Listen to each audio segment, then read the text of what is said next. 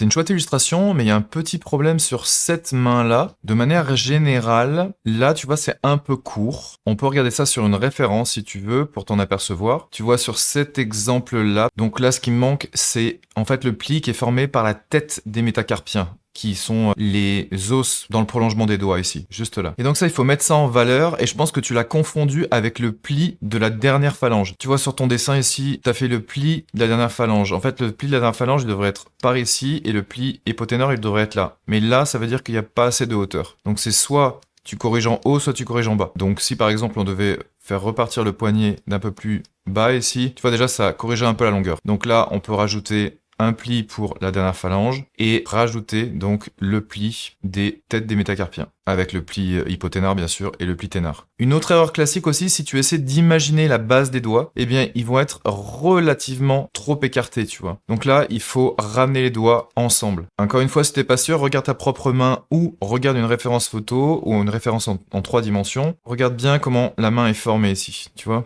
Tout a l'air plus rapproché. Faut bien comprendre que les doigts peuvent s'écarter, mais pas vraiment la base, parce que c'est de l'os. Si toi aussi tu as aimé ce conseil, va t'inscrire sur le Discord et envoie-moi ton dessin.